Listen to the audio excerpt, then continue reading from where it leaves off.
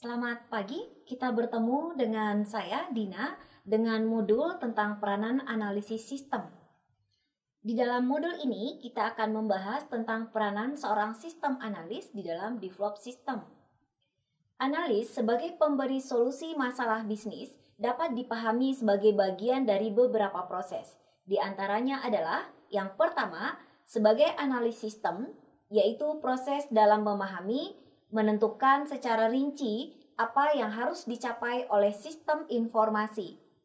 Dimulai dari tahapan user requirement, seorang sistem analis akan mencoba menganalisis permasalahan dan mendeteksi apa saja kebutuhan user di dalam sistem berjalan.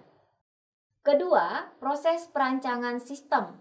Tahapan ini merupakan proses penentuan secara rinci bagaimana komponen sistem informasi harus diimplementasikan secara baik. Dalam hal ini, proses perancangan sistem dimulai dari mendesain prototipe terhadap kebutuhan-kebutuhan user yang dianalogikan dalam hal ini adalah sebuah sistem informasi di dalam skop-skop modul serta menu-menu yang disesuaikan dengan kebutuhan user.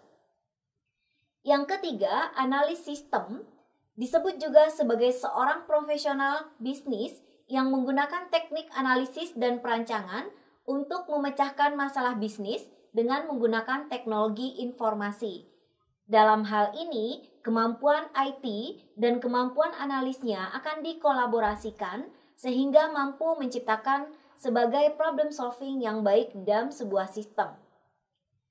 Pendekatan yang dilakukan oleh sistem analis terdiri dari beberapa bagian.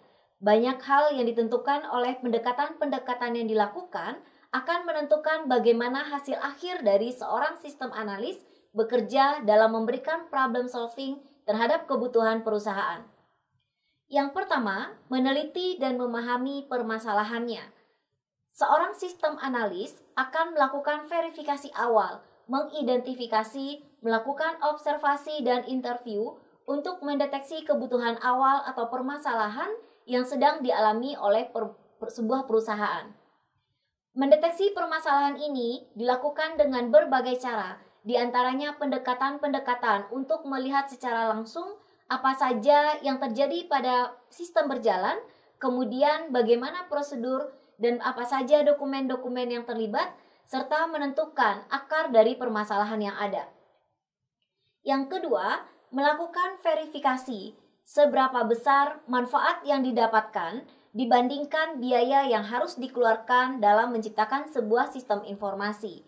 Hal ini berkaitan dengan nilai informasi, hukum nilai informasi di mana biaya yang akan dikeluarkan harus lebih sedikit dibandingkan manfaat yang diberikan oleh informasi tersebut.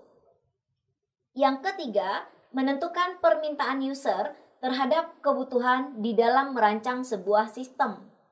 Identifikasi terhadap kebutuhan user dapat dilakukan dengan melakukan proses user requirement, melakukan identifikasi dengan mendekati beberapa komponen-komponen atau bagian-bagian yang terlibat langsung di dalam pembuatan sistem informasi yang dimaksud.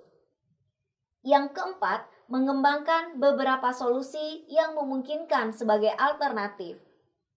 Banyak hal yang bisa dijadikan sebagai problem solving di dalam mengidentifikasi sebuah permasalahan di dalam sistem berjalan.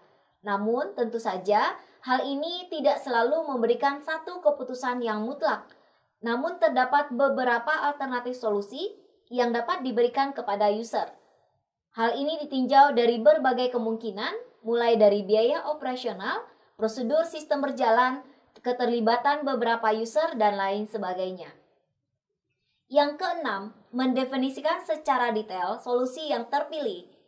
Dari beberapa opsional yang diberikan, tentu saja seorang sistem analis harus memberikan positif dan negatifnya dari pilihan yang dimaksud.